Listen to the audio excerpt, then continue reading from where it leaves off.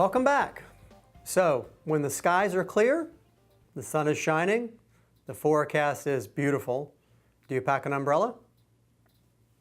Sometimes I do. It's almost like an insurance policy. If I have my umbrella in my car, it's sure not to rain, right? Well, it serves as an outstanding analogy for the financial markets. When the skies are clear, it seems pointless to pack an umbrella, and when the stock market is doing very well, and when the economy appears to be clicking on all 12 cylinders, it seems unnecessary to worry much about the market. You let it ride. You focus on other things, including how to spend all those gains. But we have seen in the past that when things are going well, sometimes then not long after, the wheels come off. So I've got a couple of information pieces I'll share with you that I think are going to be very helpful in making this point. Here's the quote. It is not likely that the United States will experience a recession in 2008.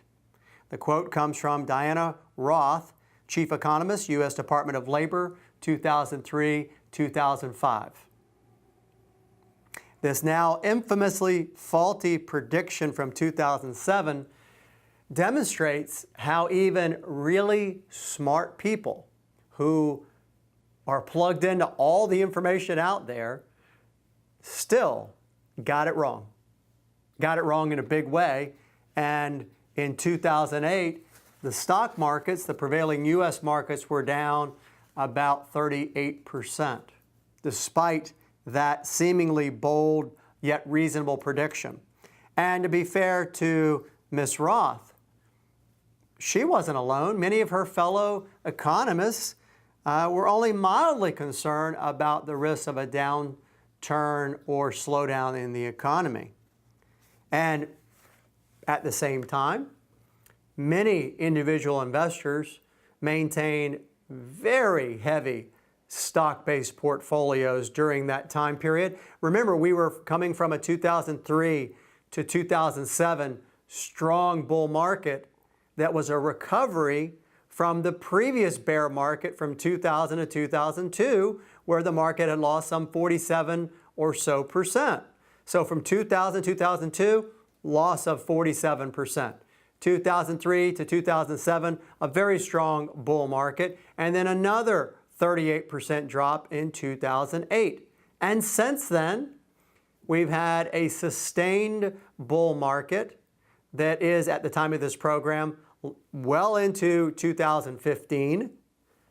And even with a correction doesn't kill a bull. It takes a bear to kill a bull. The correction that we saw in the August-September time period, still a bull, still a strong market performance. Now, in the face of all this, a lot of investors have found themselves with the expectations when things are going well, when the sun is shining, when the humidity falls, when the skies are clear and it just feels great to be outside, with that kind of feeling about their investment portfolios, they kind of leave themselves underprotected. You know, not really worrying about being able to get to shelter because there's no clouds. Why am I worried? Well, when the storms hit, people get hurt who aren't ready. So there's a strong argument that can be made looking at what's happened historically. What's happened historically has been nothing short of just pure carnage.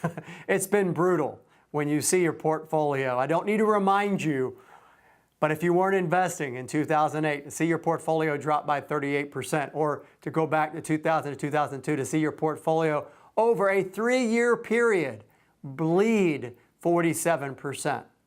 You put $100,000 in and it's worth $50,000 and you're drawing against it because you need the income. Ugly, ugly, ugly. So to deal with all that, you know what I'm going to say, be prepared, right? Be prepared. A well-prepared person, investor. You need to embrace this idea of being prepared for a variety of situations, which means your portfolio needs to be prepared. You can't be all in all the time. You have to have liquidity. You can't put yourself, as real estate investors found themselves in 2005, 6, 7, 8. They can't allow themselves to be so invested in real estate that there's no liquidity.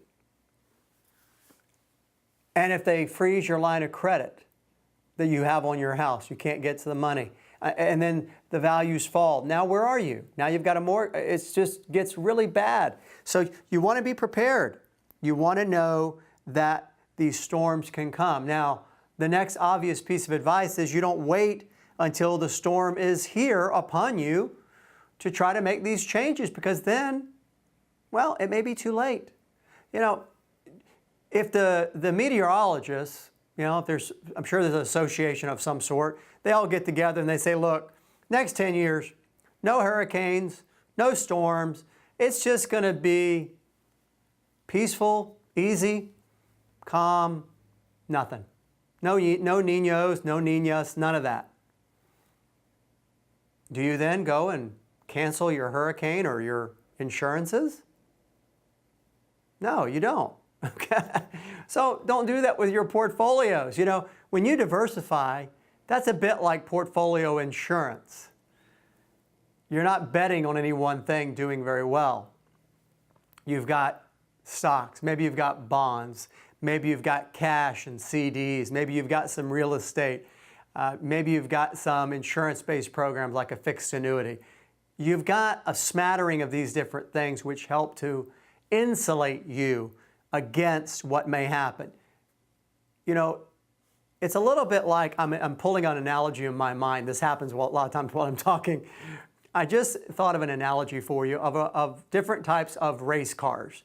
You know, if you've got the ones that they use, the drag race cars, they put in this some alcohol content, they have parachutes on the back of them to catch them, and they are designed to do one thing and one thing only, to go straight down the track, no turning, and they get to the quarter mile in seconds, okay? But if you try to put that into an environment where maybe there's a lot of wind, or they've got to make turns, or heaven forbid they run into each other, it's not going to work. So what we need is the ability for your vehicle to not just to be built for one specific drag race. It needs to be able to deal with the fact that you may bump into other cars, that you might have to slam on your brakes, that you might have to actually turn your car. So there needs to be that ability to adapt. And yes, that means that if the stock market is on fire, and if you had been in a dragster, you would have gone a lot faster. We know that. That's just part of the deal. So the fact that you have those other things and large cap US stocks have a really good year, you're probably going to miss out on some of those gains. That's just the way it is. But if it doesn't, and we have another 2008 or a 2000 to 2002, where you lose 47%, the fact that you have those other things, and I've looked at it, and a lot of people have looked at it going backwards, it will insulate you from such large losses. Trust me, do these things, plan that better, and you'll plan stronger.